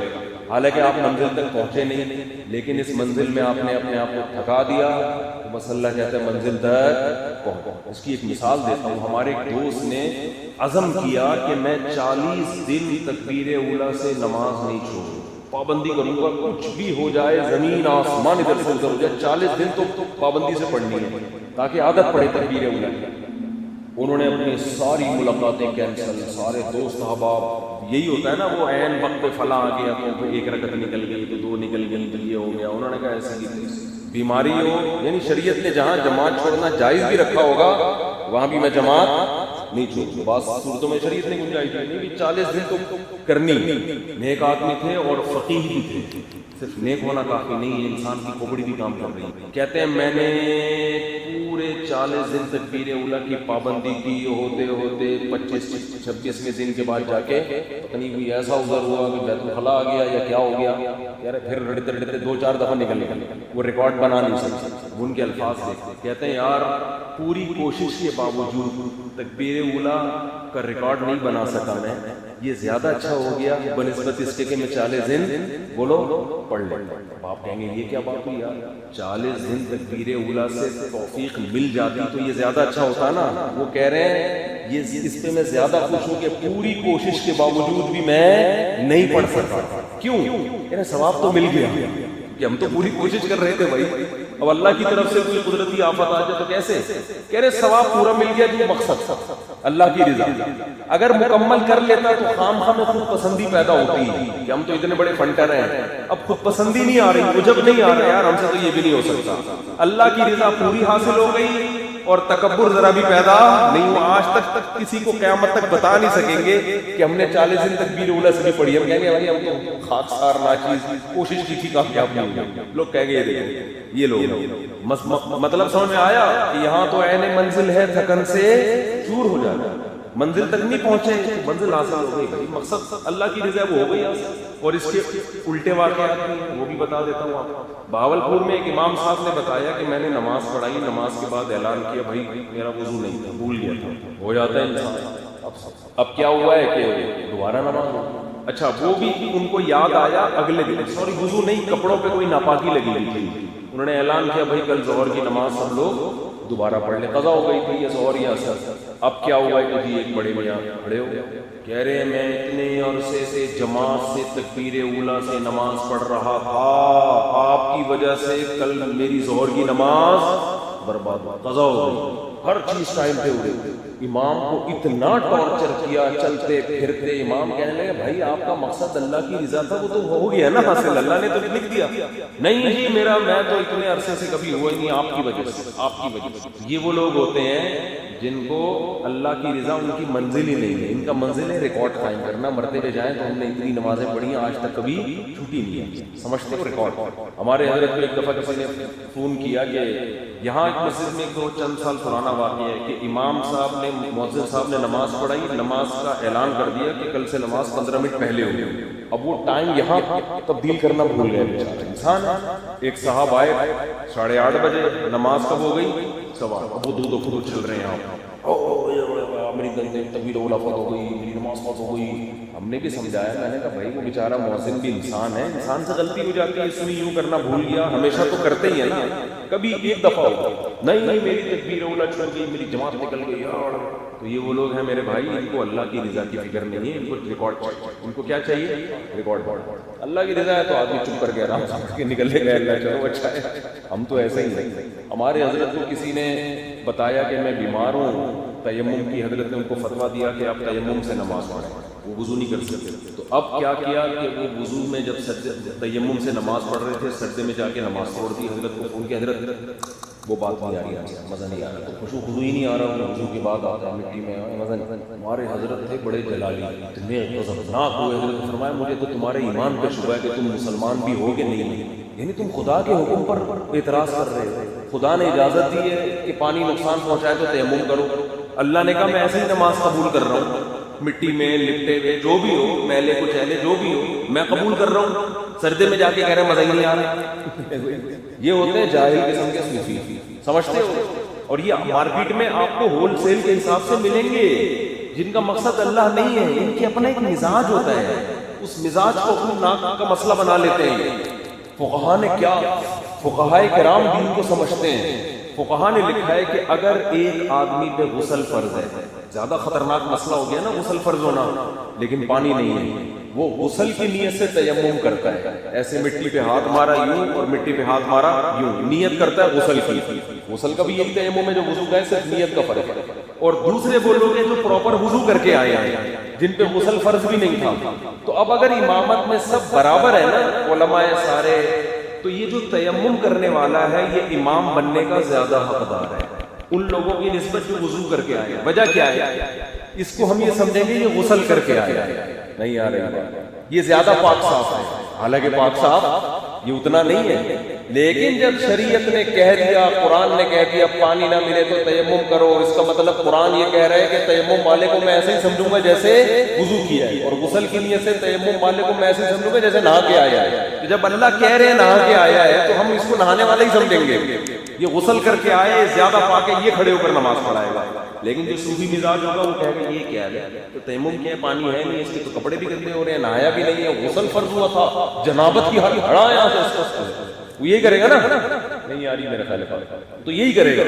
فقہا دین کو سمجھتے ہیں بھائی جب اللہ نے کہہ دیا کہ پانی نہیں ہے یا مجبوری ہے تو جو پھر غسل کی نیت سے تیمم کر لو، تو اس کو مطلب یہی ہے نا کہ جب کرے گا تو اللہ اس کو یہ سمجھیں گے غسل کیا کیسے، تو جب اللہ کہہ رہے غسل کیا ہوا ہے تو ہم تھوڑی زیادہ فنڈر بنیں گے، ہم مانیں گے بھائی غسل کیا ہوا ہے، سمجھتے نہیں ہے میرا خیال ہے بات۔ تو شریعت کے جو لا ہے نا، لا اس کو فالو کرنا ہے، جو بنا دیا اللہ نے قانون، اس میں آپ اپنی طرف سے دخل اندازی نہیں کر سکتے۔ اس کی مثال دیکھو، ظہر کی 4 رکعتیں 5 بھی پڑھ سکتے ہو، اب آپ کو یار 1 رکعت آج میں اضافی گریوی، یار گریوی بھی تو کوئی چیز ہوتی ہے، 4 تو پڑھتے ہی آ رہے ہیں ساری ہمیشہ سے، ایک اور ہماری طرف سے ایک اللہ کی، تو اللہ میاں کیا کہیں گے، سلام پھیرنے کے بعد 2 رکعتیں اور پڑھ لے سنت کی نیت سے، اس کی میں مزید ایڈ کرنے کی آپ کو اجازت نہیں۔ سمجھتے ہو بات؟ تو خیر میں کیا بات کر رہا تھا، یہ بات یہاں کہاں سے آئی، شعر و شاعری کی بات، ہاں منصور حلاج کی بات کر رہا تھا، منصور کہ وہ صوفی تھے، وہ بہت سے صوفی کرام ایسے ہیں جو اللہ کا ذکر کرتے کرتے کرتے کرتے بالکل ہی ان کے ایسے حالات ہو گئے کہ وہ ایسی باتیں کرتے تھے کہ جو ان کے حالات جانتا تھا ان کو پتا تھا کہ یہ بیچارے مجبور ہو گئے، لیکن جو نہیں جانتا وہ سمجھتا تھا کہ یہ غلط ہے۔ تو وہاں اس وقت جو علماء تھے انہوں نے فتویٰ دیا کہ ان کو کیا کیا جائے، قتل، کیونکہ یہ انا الحق، میں اللہ ہوں میں اللہ ہوں، یہ نعرے لگا رہے ہیں، تو وہ بہرحال شہید کر دیا گیا۔ اب کیا مسئلہ ہے کہ ہمارے حضرت فرمایا کرتے تھے کہ جو منصور تھے نا، انہوں نے اللہ کی محبت کا ایک گھونٹ پیا اور اوسان خطا ہو گئے۔ حضرت فرماتے تھے ادھر ہم دریا کے دریا پی کے بیٹھے ہوئے ہیں، یہ ہمارا حوصلہ ہے کہ ہمارے اوسان خطا نہیں۔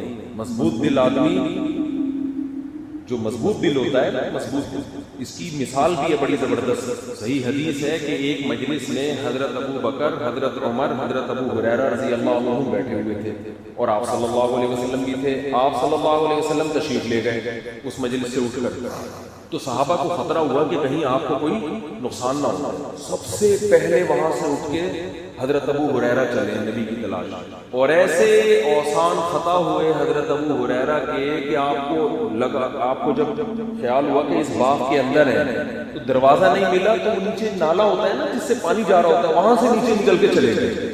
اس کے بعد پیچھے حضرت عمر آ رہے ہیں آرام سے، پھر کون آ رہا ہے؟ حضرت ابو بکر۔ اس واقعے سے آپ کو کیا لگے گا کہ نبی سے سب سے زیادہ محبت کس کو ہے؟ حضرت ابو ہریرہ۔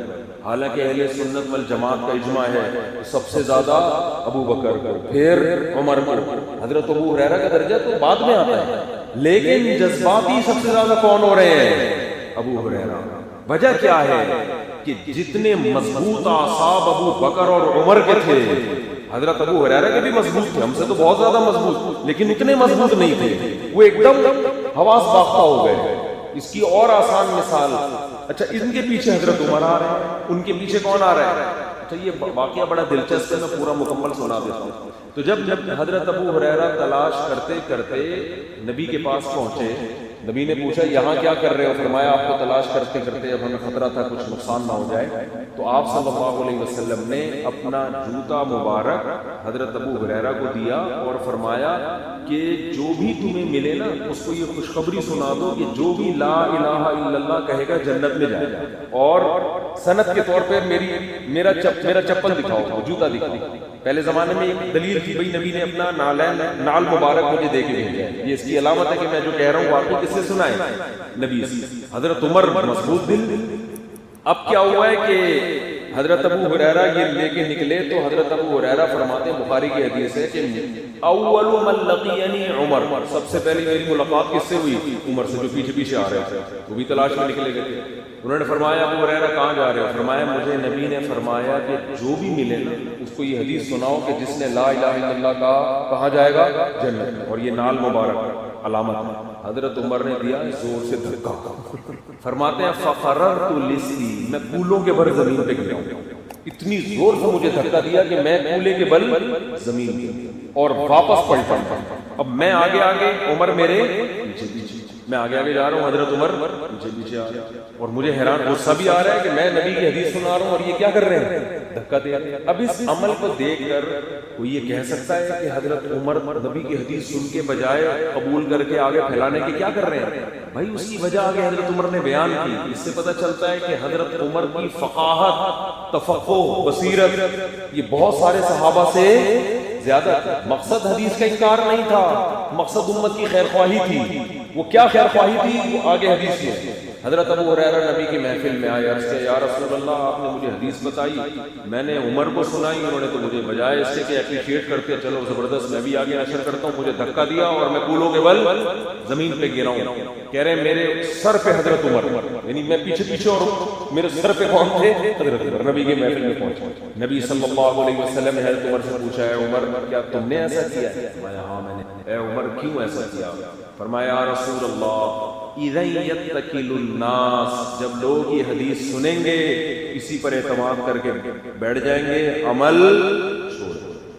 لوگ کہیں گے لا الہ الا اللہ کہہ دو بس جنت، عمل نہیں کوئی کرے گا.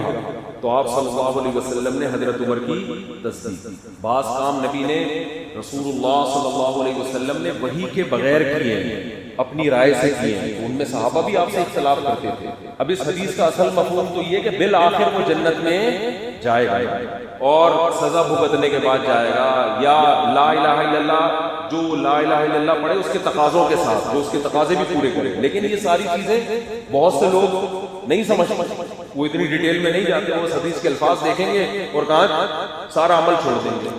اور اسلام میں ایک ایسا فرقہ بنا جس کو مرجئہ کہا جاتا ہے. انہوں نے جب یہ حدیثیں سنی تو انہوں نے کہا عمل کی بالکل ضرورت نہیں ہے، صرف ایمان نجات کے لیے کافی. یہ فرقہ وجود میں ہے جس کو مرجئہ کہا جاتا ہے.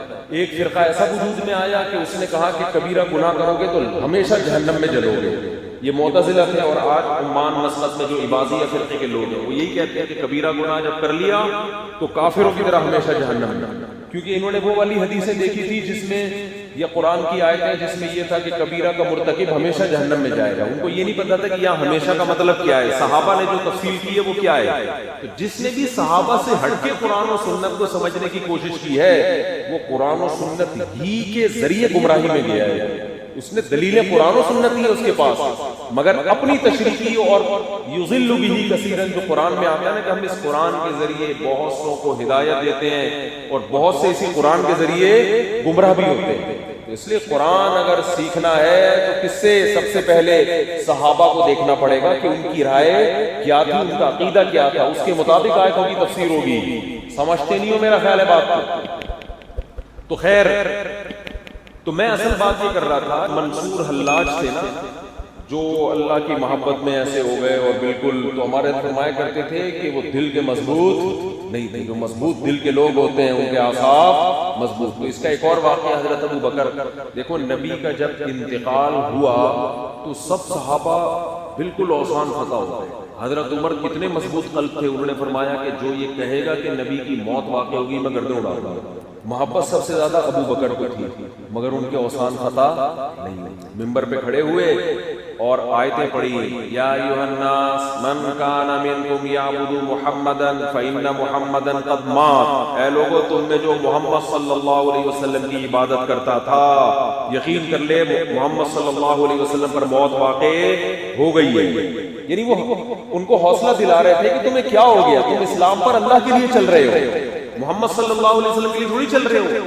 اور آگے فرمایا ومن کان منکم یعبد اللہ، جو اللہ کی عبادت کرتا ہے اسلام پہ چل رہے ہیں اللہ کے لیے، فإنہ حی لا یموت، وہ آج بھی زندہ ہے، اس پر موت واقع نہیں ہوگی. پھر قرآن کی آیتیں پڑھی، وما محمد الا رسول، محمد صلی اللہ علیہ وسلم تو ایک رسول ہے. افإن مات او قتل، اگر وہ طبعی موت ان کے انتقال ہو جائے یا ان کو قتل کر دیا جائے، انقلبتم علی اعقابکم، تو کیا دین سے ہٹ جاؤ گے تم. غزوہ احد میں جب یہ افواہ پھیلی نا کہ نبی صلی اللہ علیہ وسلم کو شہید کر دیا گیا ہے، بہت سے صحابہ کو دل میں وسوسے آنا شروع ہو گئے. بعض نے کہا کہ زندہ رہنے کا فائدہ ہی کیا ہے. اس پہ یہ بعد میں پتا چلا یہ افواہ غلط تھی، لیکن قرآن کی آیتیں نازل ہوئی کہ تمہارے یہ حالت کیوں ہوئی تمہاری، بھئی اوثان کیوں فتح ہو گئے اور کیوں دین سے کے بارے میں وسوسے کیوں آ رہے ہیں. تم تو اللہ کے لیے دین پہ چل رہے تھے، وہ تو آج بھی ہے اور ہمیشہ رہے گا. کیا بتاؤ دنیا میں کوئی مذہب کسی مذہب کے رہنما کو ان کی حیثیت کو اتنا کلیئر، اتنی کلیریفیکیشن ہوتی ہے کسی میں؟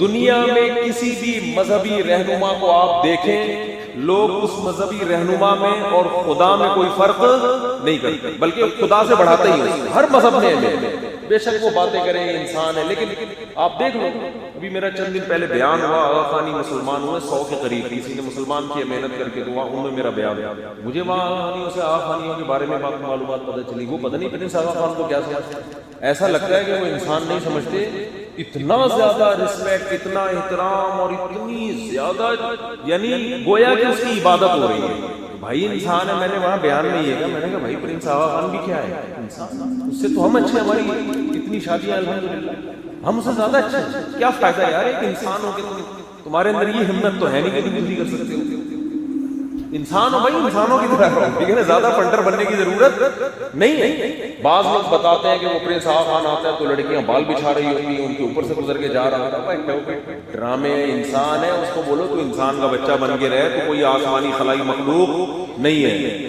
سمجھتے ہو، کھاتے ہو، پیتے ہو، واش روم جاتے ہو۔ ایک دفعہ کوئی کہنے لگا کہ وہ جو ہے نا وہ فلاں اپنے مذہبی رہنما کو سمجھتے ہیں وہ خدا ہے اور اس کو بڑا احترام کرتے ہیں، تو ہمارے ساتھ ایک عالم بیٹھے تو انہوں نے بولا، اس کو بولو کسی دن بیت الخلا میں بیٹھا ہوا نا، ویڈیو بنا کے ڈالتا ہے، پھر دیکھتے ہیں اس کے مذہبی رہنما اس کو بھگوان سمجھتے ہیں کہ بھگوان یا گاڈ یا جو بھی اپنے وہ، بھائی انسان ہے یار، سب ایک جیسے ہیں، تم الفقراء الی اللہ، اللہ کہتے تم سارے کس کے فقیر ہو، میرے فقیر، ہاں عزت دینی ہے انسان کو، کوئی زیادہ عزت والے کوئی کم عزت والے، لیکن عبادت نہیں کرنی، عبادت انتہائی درجے کی تعظیم جس میں آپ کا یہ نظریہ ہو کہ یہ میری بگڑی بنا سکتا ہے، ایسی تعظیم کو عبادت کہتے ہیں کہ آپ کا نظریہ ہو کہ یہ میرے کام بنا دے گا، اگر میں اس کے سامنے جھکوں گا، اگر میں اس کی سیوا کروں گا تو یہ میری بگڑی بنا دے گا، اس نیت سے جب کسی کی تعظیم کی جاتی ہے تو وہ تعظیم کیا کہلاتی ہے؟ عبادت۔ یہ حرام ہے، آپ ابا کے سامنے بھی تمیز سے بیٹھتے ہو، لیکن آپ کو پتا ہے کہ ابا نہ مجھے اولاد دے سکتے ہیں، نہ جو کر سکتے ہیں وہ نہیں کر رہے،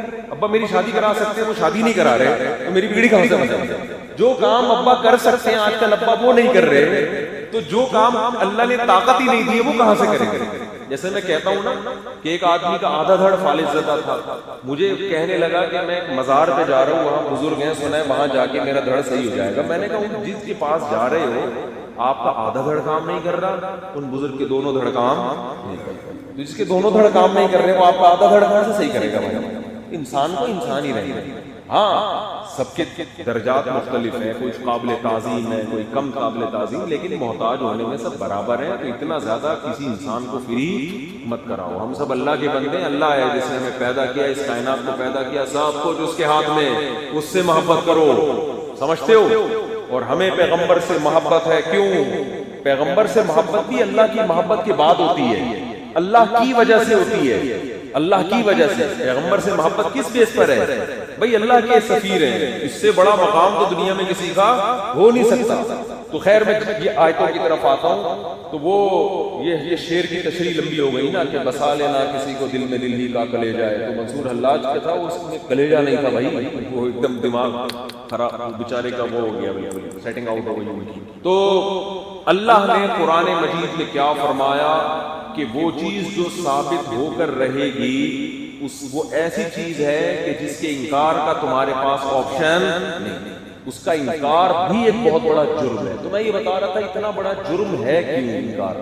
وجہ اس کی یہ ہے کہ یہ ایسی نیوز ہے، ایسی خبر ہے کہ اس کا انکار کرنے والے اور اس کو ماننے والوں کے لائف اسٹائل میں زمین اور آسمان کا فرق ہوتا ہے۔ اس کا جو انکار کرتے ہیں نا قیامت پر، وہ اچھے نہیں ہو سکتے، بلکہ وہ ایک اور جرم کرتے ہیں کہ وہ برائی کر کے اس برائی کو کیا کہنا شروع کر دیتے ہیں؟ اچھائی، تاکہ انسان دو وجہ سے برائی سے بچتا ہے۔ ایک اس کی عزت جانے کا خطرہ ہوتا ہے، بہت سے لوگ برائیوں سے بچتے ہیں کہ بھئی عزت جائے گی، ضمیر بھی ملامت کرتا ہے۔ آپ نے غیر مسلموں میں دیکھا ہوگا بہت سے جھوٹ نہیں بولتے، بہت سے چوری نہیں کرتے، بہت سے آپ کی عزت کرتے ہیں، تو ایک تو انسان اس بیس پہ کر رہا ہوتا ہے۔ بہت سے لوگ کر رہے ہوتے ہیں، ہماری خاندانی روایات ہیں۔ ایک لڑکے نے مجھے بتایا کہ میں بڑا دل چاہتا تھا کالج کے دور میں لڑکیوں کا پیچھا کرنے کا، مگر مجھے ڈر تھا پکڑا گیا تو میرے خاندان کی عزت جائے۔ بہت سے لوگ اس چکر میں اپنے خاندان کی روایات، اور بے عزتی ہوگی نا، تو بے عزتی ان چیزوں پر ہوتی ہے جن کو کلچر برا سمجھتا ہے۔ ایسے کام کرنے پر کیا ہوتی ہے؟ بولو بے عزتی۔ لیکن اگر کلچر ہی اس برائی میں مبتلا ہو جائے تو پھر بے عزتی نہیں، بلکہ اس برائی کو نہ کرنے میں بے عزتی کا خطرہ ہوتا ہے۔ اس کی قرآن سے بھی مثالیں ملتی ہیں اور آج تو بہت مثالیں ملتی ہیں۔ ایسے موقع پہ آخرت کا خوف ہی آپ کو برائی سے بچایا. یہ کلچر تو آپ کا ساتھ دے رہا ہے. شعیب علیہ السلام کی قوم میں، تاجروں میں، سب میں یہ بیماری تھی، ناپ تول میں کمی. کلچر یہ بن گیا تھا کہ کسٹمر کو ٹھگنا ہے. بعض علاقوں میں آج بھی ہے، جو ایمانداری سے کر رہا ہوتا ہے اس کو لوگ بیوقوف سمجھتے ہیں، جو ٹوپیاں کرا رہا ہوتا ہے اس کو لوگ سمجھتے ہیں یہ کیا ہے، بہترین بزنس. نام اسی کا ایسے باتوں کو چکنی چپڑی کر کے گھما کے پہنا دو. تو شعیب علیہ السلام کی قوم میں یہ بیماری. اب جب شعیب علیہ السلام ان سے کہہ رہے ہیں کہ تم کمی کیوں کر رہے ہو ناپ تول میں، تم وہ قہزدہ لوگ تھوڑی ہو، کھاتے پی رہے ہو، ماشاءاللہ بارشیں برس رہی ہیں. تو وہ قوم جواب میں کیا کہتی، الصلاۃ تأمرک ان نترک ما ان نفعل فی اموالنا ما نشاء، کہ آپ نماز پڑھتے ہو، روزے رکھتے ہو، صوفی آدمی ہو، مولوی ٹائپ کے آدمی ہو، پڑھتے رہو، ہم نے منع کیا آپ کو. اب آپ ہماری تجارت میں بھی جب گھسو گے کہ ایسے بیچو ایسے نہ بیچو، تو یہ آپ کی نماز آپ کو سکھا رہی ہے، یہ آپ کی نمازوں نے آپ کو سمجھایا ہے. مطلب یہ کہ ہماری پرسنل لائف ہے، آپ اس میں کیوں دخل اندازی کر رہے ہو؟ سمجھ میں آ رہی ہے بات؟ آج بھی لوگ مولویوں کو کہتے ہیں عبادت کرو، مسجد میں نماز پڑھو، روزے رکھو، کوئی اعتراض نہیں کرتا. بھائی ہر قوم میں عبادت ہوتی ہے، بلکہ زیادہ اچھا سمجھتے ہیں جو صوفی ٹائپ کے ہوتے ہیں نا، گھر میں بیٹھے بیٹھے اللہ اللہ کر رہے ہوتے ہیں، وہ کوئی بھی آواز نہیں اٹھا رہے ہوتے کسی چیز کے خلاف. یہ ہے بزرگ، اٹ از کالڈ. دم بھی کروا رہے ہوتے ہیں. بڑے بڑے سیاستدان جاتے ہیں ایسے پیروں کے پاس، میں نام لینا شروع کروں آپ حیران ہو جائیں، یار اتنا سمجھدار سیاستدان اور فلاں پیر کے پاس جا کے دم کروا رہا ہے. ایک دفعہ ایک بہت بڑا سیاستدان ہیلی کاپٹر سے گیا ایک پیر کے پاس. اب میں زیادہ اشارے دوں گا تو لوگ سمجھ جائیں گے نا، وہ سیاستدان بھی سن لیتے ہیں، ہو سکتا ہے بیان نہ سن لے. میں نے ڈی سی کے بارے میں بیان کیا، ڈی سی کے گھر میں چلا جائے، میں تو اب بات کرتے ہوئے بھی 100 دفعہ سوچنا پڑتا ہے. تو وہ اچھا بیان تھا، وہ برا نہیں تھا، ٹھیک ہے. تو وہ کیا ہے، ہیلی کاپٹر سے آیا اور آ کے پیر صاحب سے ملائے اور کہنے لگا کہ یہ ہے پتہ نہیں یوں کر دیں میرے یہ مسئلہ ہو جائے. جبکہ وہ پیر صاحب نے اس کو اپلیکیشن دی بھی تھی کہ ہمارے علاقے میں سڑکیں بنانی ہیں، اور یہ آ کے اپنے مسئلے حل کروا رہے ہیں. جن صاحب نے مجھے یہ واقعہ سنایا، میں نے ان سے کہا، میں نے اس سیاستدان سے کہا کہ یہ تو اپنے مسائل حل کرنے میں آپ کا محتاج ہے، اور آپ اس کی داڑھی اور پگڑی اور چہرے کی رونق اور نور وور ان چیزوں سے متاثر ہو کر آپ سمجھ رہے ہو یہ آپ کے مسئلے حل کرے گا. لیکن جب عقل ماری جاتی ہے، عقل ماری جاتی ہے، شیطان بڑا ہوشیار ہے، ایسے الٹے الٹے کام کرنا تو ہنستا ہوگا، بولتے ہیں ان کو دیکھو یار کچھ تو عقل ہوگی نا جو اتنا بڑا سیاستدان بن گیا. بھائی سیاستدان بننے کے لیے کچھ تو تھوڑی بہت تو کھوپڑی کام کرتی ہے، تبھی تو آدمی الیکشن جیتتا ہے. تقریریں کی ہوں گی، کچھ ووٹ لیے ہوں گے، لیکن یار عقل کی بے عقلی دیکھو. تم اس کے پاس جا رہے ہو جو تمہارا محتاج ہے، جو پانی تم سے مانگ رہا ہے، یار میرے گاؤں میں میرے گھر میں پانی نہیں آ رہا، لائنیں ڈلوا دو. وہ وزیر سے پانی مانگ رہا ہے، وہ وزیر سے سڑک مانگ رہا ہے، وہ وزیر سے بے روزگاری کا خاتمہ مانگ رہا ہے، اور وزیر صاحب اس سے جا کے ٹینشنیں ختم کرنا مانگ رہے ہیں. کہ آپ کوئی ایسا کچھ عملیات بتا دیں یا آپ کوئی ایسا چھو کر دیں کہ میں